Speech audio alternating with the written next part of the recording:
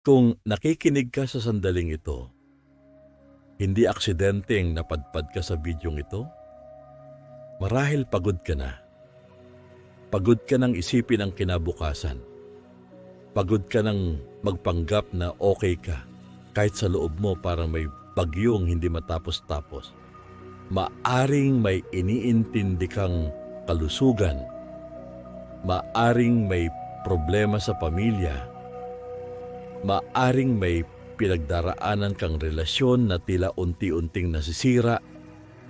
Maaring nahihirapan ka sa trabaho or naghahanap ka pa lamang ng oportunidad. Maaring may negosyo ang tila hindi umaandar. Maaring natatakot ka sa mga susunod na araw dahil hindi mo alam kung ano ang mangyayari bukas. Kung ganun ang nararamdaman mo, gusto kong malaman mo ito. Hindi ka nag-iisa.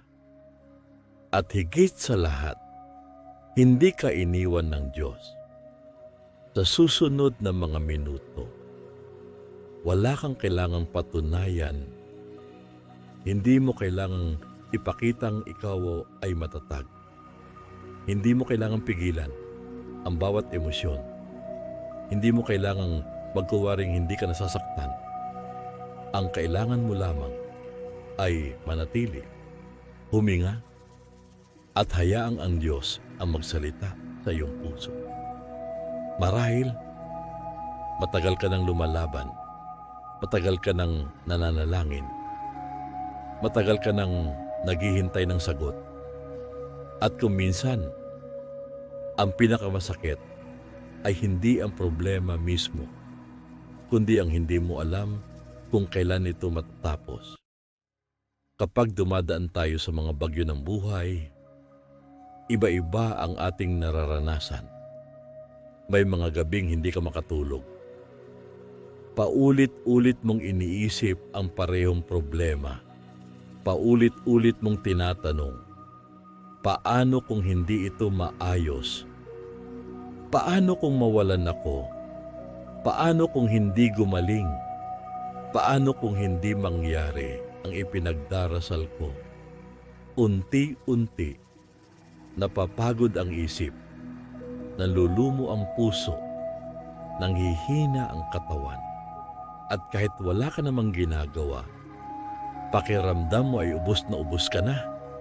May mga taong napapaligiran ng maraming tao, ngunit pakiramdam nila, nag-iisa pa rin sila.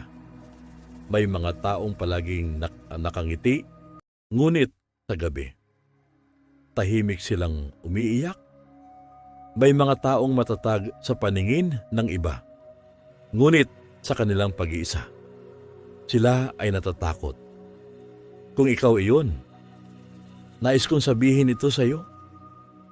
Nakikita ka ng Diyos. Naririnig niya ang bawat buntong hininga mo. Alam niya ang bawat luha kahit walang ibang nakakakita. Sa buong mundo, hindi lamang ikaw ang nakararanas ng matinding pag-aalala. Ayon sa mga pandaigdigang ulat tungkol sa kalusugang pangkaisipan, daan-daang milyong tao ang nakararanas ng anxiety o matinding pagkabalisa. Marami rin ang araw-araw na nakikipaglaban sa takot, pag-aalala at kawalan ng pag-asa. At bawat taon, patuloy na dumarami ang mga taong nagsasabing nahihirapan silang makahanap ng tunay na kapayapaan. Ngunit, habang maaaring kabilang ka sa mga taong dumaraan sa ganitong pakikibaka, hindi mo kailangang manatiling bihag ng takot, hindi mo kailangang manatiling alipin ng pangamba, hindi mo kailangang hayaang ang iyong mga problema ang magdikta kung paano ka mabubuhay, dahil may pag-asang higit sa anumang sitwasyon. May kapayapaang hindi nakasalalay sa magandang balita. May katatagang hindi nakasalalay sa dami ng pera. May kapanatagang hindi nakasalalay sa resulta ng laboratorio. May kumpiyansang hindi nakasalalay sa opinyon ng ibang tao. Ang kumpiyansang iyon ay matatagpuan lamang sa Diyos. Hindi ang kumpiyansang nagsasabing, kaya ko ito, kundi ang kumpiyansang nagsasabing, kasama ko ang Diyos. Hindi ang pagtitiwalang nakabatay sa sariling lakas, kundi ang pagtitiwalang nakabatay sa katapatan ng Diyos. At may isang pangyayari sa buhay ni Jesus na napakagandang larawan nito. Isang araw, sumakay si Jesus sa bangka kasama ang kanyang mga alagad. Tahimik ang kanilang paglalayag. Normal ang lahat. Walang kasinyales na may mangyayaring kakaiba. Ngunit bigla, dumating ang isang napakalakas na unos. Ganito ang sinasabi ng salita ng Diyos sa Mateo 8:23-27. Sumakay si Jesus sa bangka kasama ng kanyang mga alagad. Habang sila'y naglalayag sa lawa, si Jesus ay natutulog. Biglang bumugso ang isang malakas na unos at halos matabunan ng mga alon ang bangka. Kaya nilapitan ng mga alagad si Jesus at ginising. Panginoon, iligtas ninyo kami. Mamamatay kami, sabi nila.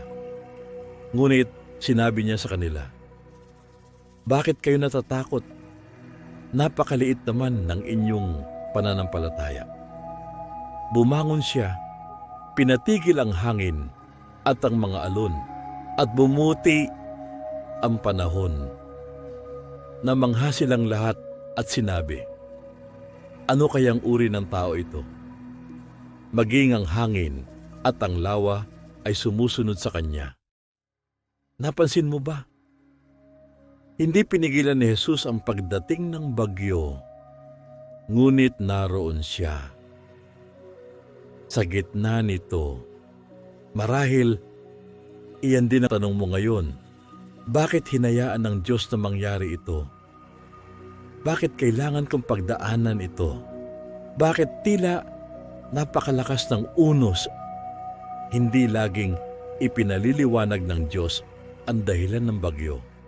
Ngunit paulit-ulit niyang ipinapakita na hindi niya tayo iniiwan habang tayo ay nasa loob nito. Ang parehong Jesus na nagpatahimik ng hangin at ng dagat ay siya ring Panginoon. Nakasama mo ngayon, hindi siya nagbago. Hindi nabawasan ang kanyang pangyarihan, hindi nabawasan ang kanyang pagmamahal sa iyo. At hindi siya natatakot sa anumang kinatatakutan mo. Kaya sa mga susunod na minuto, huwag mo munang isipin ang lahat ng kailangan mong gawin mamaya. Huwag mo munang isipin ang mga deadline, ang mga bayarin, ang mga resulta ng medical tests, ang mga problema. Hayaan mo munang ilapag ang lahat ng iyon sa paanan ng Diyos. Kung maaari, huminga ng dahan-dahan, malalim na paglanghap at marahang pag-exhale. Muli, malalim na paglanghap at dahan-dahang pag-exhale. Habang ginagawa mo ang paghinga ng dahan-dahan, isipin mong unti-unting bumabagal ang tibok ng iyong puso, unti-unting lumuluwag ang iyong dibdib, unti-unting kumakalma ang iyong isip. Hindi mo kailangang kontrolin ang lahat ng bagay. Hindi mo kailangang malaman ang lahat ng mangyayari bukas. Hindi mo kailangang pasanin ang buong mundo. Sa sandaling ito, iisa lamang ang kailangan mong gawin, ang manatili sa presensya ng Diyos. Habang nagpapatuloy tayo, hayaan mong punuin ng salita ng Diyos ang iyong puso. Hayaan mong ang bawat pangako niya ang maging mas malakas kaysa sa bawat takot. Mas malakas kaysa sa bawat pag-aalala at mas malakas kaysa sa anumang bagyong kinakaharap mo na ngayon. Magpatuloy ka lamang sa pakikinig dahil naniniwala akong may gagawin ang Diyos sa iyong puso sa gabing ito habang nagpapatuloy tayo. Wala kang kailangang madaliin. Wala kang kailangang patunayan. Hindi mo kailangang piliting mawala agad ang lahat ng iyong iniisip. Hayaan mo lamang na ang presensya ng Diyos ang unti-unting pumalit. Sa bawat pag-aalala, huminga ka muli ng malalim at marahang ilabas ang iyong hininga. Muli, isang malalim na paglanghap at dahan-dahang pag-exhale. Sa bawat paglanghap, isipin mong tinatanggap mo ang kapayapaan ng Diyos. Sa bawat pag-exhale, hayaan mong lumabas ang lahat ng takot, ang lahat ng pangamba, ang lahat ng pagod, ang lahat ng bigat na matagal mo nang dinadala. Hindi mo kailangang buhatin ang lahat. May Diyos na handang magdala ng hindi mo na kayang dali. Marahil, pakiramdam mo ngayon, parang nasa gitna ka pa rin ng dagat. Hindi pa rin humuhupa ang alon. Hindi pa rin tumitigil ang hangin. Hindi pa rin malinaw ang direksyon.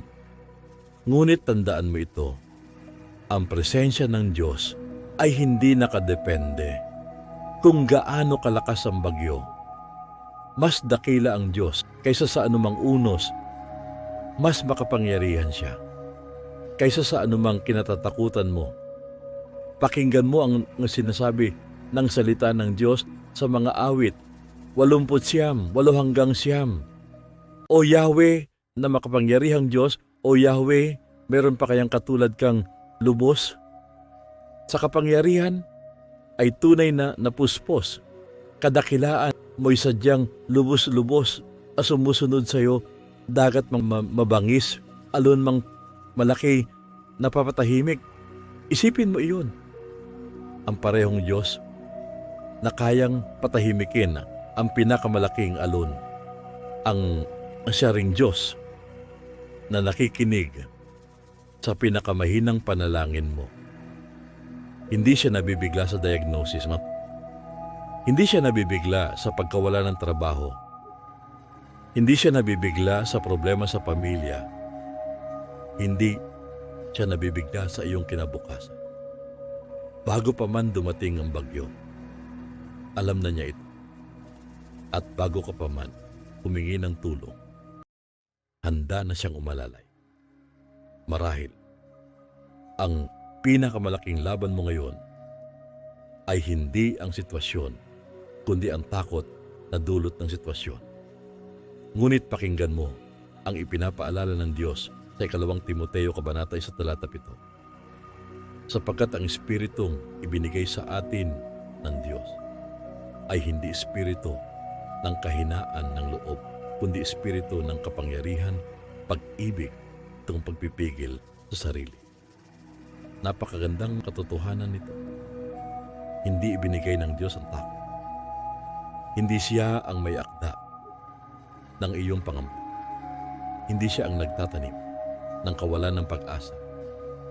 Sa halip, ibinigay niya sa iyo ang espiritu ng kapangyarihan, ng pag-ibig at ng pagpipigil sa sarili. Kaya kung may tinik na paulit-ulit nagsasabing, hindi mo kakayanin, hindi ka sapat, wala ng pag-asa, alamin mo na hindi iyon ang tinig ng iyong Ama sa langit. Ang tinig niya ay puno ng pag-asa, puno ng buhay, puno ng katotohanan, at ang katotohanan ay mas makapangyarihan kaysa sa iyong nararamdaman. Habang lalo kang nagpapahinga, nais kong isipin mo na nakaupo ka sa paanan ng Panginoon. Hindi ka nag-iisa. Kasama mo siya. Hindi ka niya minamadali.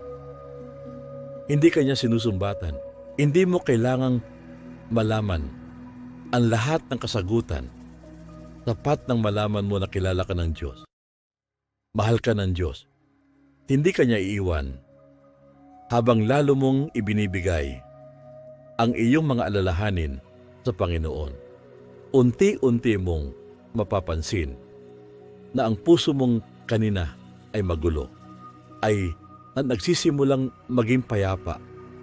Hindi dahil nagbago na ang lahat ng sitwasyon, kundi dahil nagbabago ang iyong pananaw. Ang iyong mga mata ay hindi na nakatingin sa laki ng alon. Nakatingin na ito sa kadakilaan ng Diyos. At habang nagpapatuloy tayo sa ating pagninilay, mas marami pa tayong pangako ng Diyos na ating hahayaang tumimo sa ating puso. Huwag kang bibitaw. Patuloy ka lamang na magpahinga sa presensya ng iyong Ama sa langit habang nananatili ka sa tahimik na presensya ng Diyos. Hayaan mong lalo pang maging dahan-dahan ang bawat paghinga. Hindi kailangang magmadali. Hindi kailangang mag-alala. Ang Diyos ay narito. Marahil ay napapansin mo na unti-unti nang humuhupa ang ingay ng iyong isipan, at habang humuhupa ang ingay, mas malinaw mong maririnig ang tinig ng Diyos na matagal nang nagsasabing, "Anak, magtiwala ka sa akin." Ngunit paano nga ba dumarating ang ganitong uri ng pagtitiwala? Paano nagkakaroon ng kumpiyansa ang isang taong dumaraan pa rin sa gitna ng unos? Hindi ito dumarating sa isang iglap. Hindi ito bunga ng positibong pag-iisip lamang. Hindi rin ito bunga ng lakas ng ating kalooban. Ang tunay na pagtitiwala ay unti-unting nabubuo habang patuloy nating nakikilala ang Diyos sa pamamagitan ng Kanyang salita. Sa bawat pangako na ating pinanghahawakan, lumalalim ang ating pananampalataya. Sa bawat pagkakataong tapat siyang tumutupad, lalo nating natututuhang magtiwala. Kaya naman hindi aksidente na binigyan tayo ng Diyos ng Kanyang salita, sapagkat ang Kanyang salita ang nagiging ilaw kapag madilim ang ating dinaraanan. Ito ang nagiging angkla kapag ang dagat ng buhay ay nagngangalit. Pakinggan mo ngayon ang isa sa pinakamahalagang aral ni Jesus, Mateo 7:24-27. Kaya't ang bawat nakikinig at nagsasagawa ng mga salita kong ito ay maitutulad sa isang taong matalino na nagtayo ng kanyang bahay na ang pundasyon ay bato. Umulan ng malakas, bumaha, at pinayo ng malakas na hangin ang bahay na iyon. Ngunit hindi nagiba sapagkat nakatayo iyon sa bato. Ang bawat nakikinig ng aking salita, ngunit hindi naman nagsasagawa ng mga ito, ay maitutulad naman sa isang taong hangal na nagtayo ng kanyang bahay sa buhanginan. Umulan ng malakas, bumaha, at binayo ng malakas na hangin ang bahay. Ito ay bumagsak at lubusang nawasak. Napansin mo ba? Sa kwentong ito, parehong nakaranas ng ulan, parehong nakaranas ng baha, parehong nakaranas ng malakas na hangin. Hindi sinabi ni Jesus na ang mga nagtitiwala sa Diyos ay hindi na makakaranas ng bagyo. Ang kaibahan ay ang pundasyon. Ang isa ay nagtayo sa bato. Ang isa naman ay nagtayo sa buhanginan. Ganito rin ang buhay. Hindi natin kontrolado kung kailan darating ang unos, ngunit maaari nating piliin kung saan natin itatayo ang ating pagtitiwala. Kung ang ating kapanatagan ay nakasalalay lamang sa trabaho, madaling mawawala ang kapayapaan kapag nawala ng trabaho. Kung ang ating seguridad ay nakasalalay lamang sa pera, madaling mawawala ang kapanatagan. Kapag nagkaroon ng kakulangan, kung ang ating pag-asa ay nakasalalay lamang sa ibang tao, madali tayong masisira kapag tayo ay nasaktan. Ngunit kapag ang ating pundasyon ay ang Diyos, maaaring umihip ang hangin, maaaring dumating ang baha, maaaring lumakas ang bagyo. Ngunit hindi ka madaling matitinag, hindi dahil sa sarili mong lakas, kundi dahil matibay ang iyong pinagtatayuan. At ang matibay na batong iyon ay walang iba kundi si Kristo. Kaya ngayon, nais kong isipin mo na inilalapag mo ang bawat takot sa paanan ng Panginoon. Ang takot sa kinabukasan, ang takot na baka hindi sapat ang iyong kakayahan, ang takot na baka mabigo ka, ang takot na baka hindi ka gumaling, ang takot na baka mawalan ka. Isa-isa, ibigay mo ang mga ito kay Jesus dahil siya lamang ang kayang magdala ng lahat ng iyong pasanin.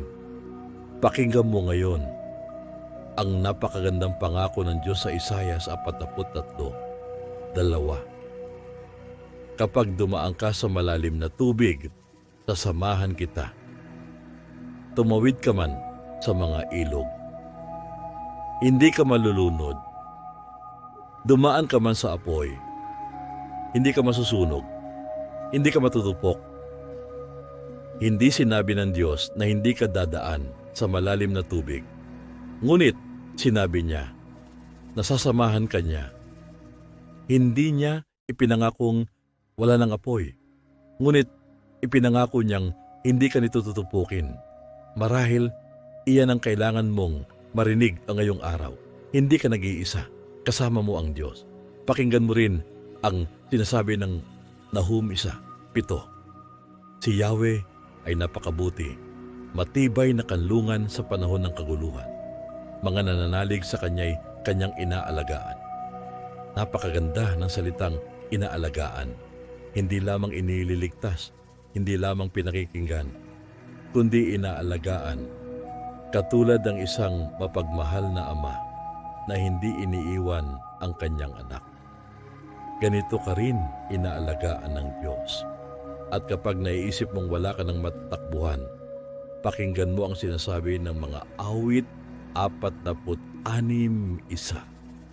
Ang Diyos ang ating lakas at kanlungan at handang saklolo kung may kaguluhan. Hindi sinabing darating pa lamang ang tulong, hindi sinabing baka tumulong siya. Sinabi ng salita na handa siyang saklolo. Sa mismong sandaling ito, ang Diyos ay kumikilos.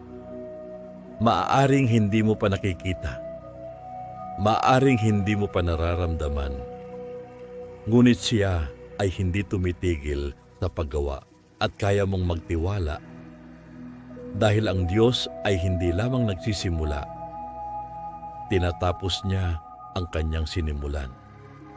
Pakinggan mo ang kanyang pangako sa Filipos 1:6. Natitiyak kong ang mabuting gawang pinasimulan sa inyo ng Diyos ay kanyang lulubusin hanggang sa araw ni Hesukristo. Kung may magandang sinimulan ang Diyos sa iyong buhay, hindi niya ito iiwan sa kalagitnaan. Hindi siya gumagawa ng kalahati lamang. Hindi siya nangangako na hindi tutuparin. Ang Diyos na tumawag sa iyo ay siya ring Diyos na magdadala sa iyo hanggang sa katapusan. At dahil ikaw ay nakikipag-isa kay Kristo, hindi mo kailangan lumapit sa Diyos na puno ng takot. Makinig ka sa sinasabi ng Efeso 3:12. Dahil sa ating pakikipag-isa kay Kristo at sa pamamagitan ng ating pananalig sa Kanya, makakalapit tayo sa Diyos ng may pagtitiwala at panatag ang loob. napakagandang katotohanan. Hindi mo kailangang magkunwari. Hindi mo kailangang itago ang iyong mga luha. Hindi mo kailangang isipin na istorbo ka sa Diyos. Maaari kang lumapit ng may pagtitiwala, ng may panatag na loob, sapagkat ikaw ay mahal ng iyong Ama sa langit. At ngayon, habang nananatili kang tahimik, nais kong ulitin mo sa iyong puso ang mga salitang ito. Hindi mo kailangang sabihin ng malakas. Hayaan mo lamang na unti-unti itong tumimo sa iyong espiritu. Kasama ko ang Diyos. Hindi niya ako iiwan. Hindi niya ako pababayaan. Mas dakila ang Diyos kaysa sa aking bagyo. Mas malakas ang Diyos kaysa sa aking takot. Mas tapat ang Diyos kaysa sa aking mga pag-aalinlangan. Habang lalo mong pinupuno ang iyong puso ng salita ng Diyos, mapapansin mong unti-unting napapalitan ang takot ng pagtitiwala, ang pangamba ng kapayapaan, at ang pagod ng panibagong pag-asa. Sa susunod na bahagi, ipapahayag natin ang mga deklarasyon ng pananampalataya. Sama-sama nating ipaalala sa ating puso kung sino tayo kay Kristo at kung bakit maaari tayong mamuhay na may matatag na kumpiyansa anuman ang bagyong ating kinakaharap, habang nananatili kang nakapikit at habang ang iyong puso ay tahimik na nagpapahinga sa presensya ng Diyos. Nais kong samahan mo akong ipahayag ang mga katotohanang nakabatay hindi sa ating nararamdaman kundi sa salita ng Diyos. Hindi natin ipinahahayag ang mga salitang ito upang kumbinsihin ang Diyos. Ipinahahayag natin ang mga ito upang ipaalala sa ating sariling puso kung sino ang Diyos at kung sino tayo kay Kristo. Kung maaari, ulitin mo ang bawat deklarasyon ng buong pananampalataya. Ama sa langit, pinipili kong magtiwala sa iyo. Hindi ko man nauunawaan ang lahat ng nangyayari. Naniniwala akong hawak mo ang aking buhay. Hindi ko man makita ang buong larawan. Nananalig akong nakikita mo ang katapusan mula pa sa simula. Hindi ako magpapadala sa aking takot. Magpapadala ako sa iyong katotohanan. Hindi ako mamumuhay ayon sa aking mga alalahanin. Mamumuhay ako ayon sa iyong mga pangako. Pinipili kong bitawan ang aking pag-aalala. Pinipili kong hawakan ang iyong kamay. Pinipili kong isuko ang hindi ko kayang kontrolin at pinipili kong magpahinga sa iyong katapatan. Ngayon, pakinggan mo ang isa pang pangako ng ating Panginoon sa mga Kawikaan 3:25 hanggang 26. Kahit hampas nitong bagyo ay dumating ng biglaan, hindi ka mababagabag tulad ng mga mangmang. Pagkat tiwala kang si Yahweh ang kaagapay mo at di niya hahayaang sa bitag ikay masilo. Napakagandang pangako. Hindi sinabi na walang bagyong darating. Ngunit sinabi na hindi ka mababagabag sapagkat si Yahweh ang iyong kaagapay. Hindi mo kailangang maglakad na nag-iisa. Hindi mo kailangang harapin ang bukas ng mag-isa. Hindi mo kailangang akuin ang lahat ng bigat. Kasama mo ang Diyos. At kapag ang bagyo ay tila lumalakas, alalahanin mo ang kanyang kapangyarihan. Sinasabi sa mga awit, 107, 29, ang bagyong malakas, pinayapa niya't kanyang pinatigil. Pati mga alon na naglalakihan ay tumahimik din. Ang Diyos na nagpatahimik ng naglalakihang alon ay siya ring Diyos na kayang patahimikin ang bagyo sa iyong puso. Maaaring hindi agad magbago ang iyong sitwasyon, ngunit maaari niyang baguhin ang iyong puso habang hinihintay mo ang kanyang tamang panahon. At kapag pakiramdam mo, wala ka ng matatakbuhan, pakinggan mo ang kanyang pangako. Isayas 25:4. Ikaw ang tunay na kalungan ng mahihirap at mga nangangailangan, matatag na silungan sa panahon ng unos at nakakapasong init. Sa harap mo'y mabibigo ang mararahas, sila'y parang bagyong humahampas sa matibay na pader. Hindi ka walang kanlungan. May Diyos na matatag. May Diyos na hindi natitinag. May Diyos na hindi kailanman nagpapabaya sa kanyang mga anak. At ngayon, nais kong samahan mo akong ideklara ang mga katotohanan ito. Sa bawat bahagi ng iyong buhay, sabihin mo sa iyong puso, ako ay anak ng Diyos. Mahal ako ng Ama. Hindi ako nag-iisa. Kasama ko si Kristo. Ang Espiritu Santo ang nagbibigay sa akin ng kapangyarihan sa aking personal na buhay. Pipiliin kong magtiwala sa Diyos, sa aking pamilya. Ang Diyos ang magiging sentro ng aming tahanan. Sa aking mga relasyon, pipiliin kong magmahal at magtiwala sa karunungan ng Diyos. Sa aking kalusugan, ipinagkakatiwala ko ang aking katawan sa Panginoon. Sa aking emosyon, hindi ako pamumunuan ng takot. Pamumunuan ako ng kapayapaan ng Diyos. Sa aking isipan, pinipili kong isipin ang katotohanan sa halip na ang kasinungalingan ng takot. Sa aking espiritual na buhay, lalo akong lalapit sa Diyos araw-araw. Sa aking kabuhayan, naniniwala akong ang Diyos ang aking tagapagbigay. Sa aking trabaho, bibigyan niya ako ng karunungan. Sa aking negosyo, siya ang aking gabay. Sa aking mga pangarap, magtitiwala ako sa tamang panahon ng Diyos. Sa bawat desisyong aking gagawin, ang Diyos ang aking magiging karunungan. Sa bawat pinto ang bubuksan, magtitiwala ako na siya ang nangunguna. Sa bawat pinto ang magsasara, magtitiwala ako na meron siyang mas mabuting inihahanda. Ngayon, manalangin tayo. Ama naming nasa langit, maraming salamat dahil kilala mo ang taong nakikinig sa sandaling ito. Nakikita mo ang kanyang mga luha. Alam mo ang kanyang mga tanong. Naririnig mo ang kanyang mga buntong hininga at batid mo ang bawat laban na hindi niya maipaliwanag sa ibang tao. Ama, kung siya ay pagod na, palakasin mo siya.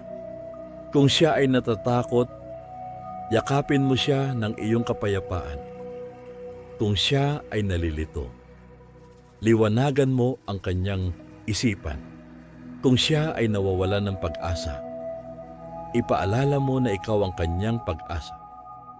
Panginoong Jesus, salamat dahil hindi mo kami iniiwan sa gitna ng bagyo. Salamat dahil ikaw ang aming matibay na pundasyon. Salamat dahil ikaw ang aming kapayapaan. Idinadalangin ko na palitan mo ang kanyang takot ng pananampalataya. Palitan mo ang kanyang pag-aalala ng kapayapaan. Palitan mo ang kanyang pagod ng panibagong lakas.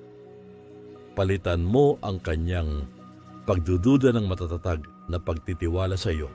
At ngayon, hayaan mong tumimo sa kanyang puso ang iyong pangako sa mga Hebreo 13:6. Kaya't malakas ang loob nating masasabi, ang Panginoon ang tumutulong sa akin, hindi ako matatakot. Ano ang magagawa sa akin ng tao? Ama, itinataas ko rin ang kanyang kinabukasan, ang kanyang pamilya, ang kanyang kalusugan, ang kanyang kabuhayan, ang kanyang mga pangarap, ang kanyang ministeryo, ang kanyang trabaho, ang kanyang negosyo, ang kanyang mga anak, ang kanyang mga magulang, ang bawat bahagi ng kanyang buhay. Naway makita niya ang iyong katapatan kahit bago pa dumating ang sagot. Naway maranasan niya ang iyong kapayapaan kahit nasa gitna pa siya ng bagyo. At naway maging buhay ang kanyang patotoo na ang Diyos ay hindi kailanman nagpapabaya sa mga nagtitiwala sa Kanya. Sa makapangyarihang pangalan ni Jesus, Amen.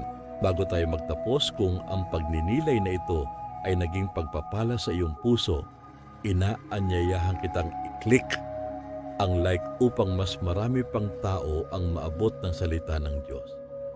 Ibahagi mo rin ang bidyong ito sa isang taong alam mong dumaraan ngayon sa isang matinding bagyo at nangangailangan ng pag-asa. Isulat mo rin sa comment section ang iyong prayer request o ang simpleng salitang, "Nagtitiwala ako sa Diyos." Ikalulugod naming ipanalangin ka. At kung bago ka pa lamang sa panalangin, bago matulog, huwag mong kalimutang mag-subscribe at pindutin ang notification bell upang samahan ka namin sa araw-araw na panalangin, pagninilay at pagpapalakas ng pananampalataya. Alalahanin mo ito.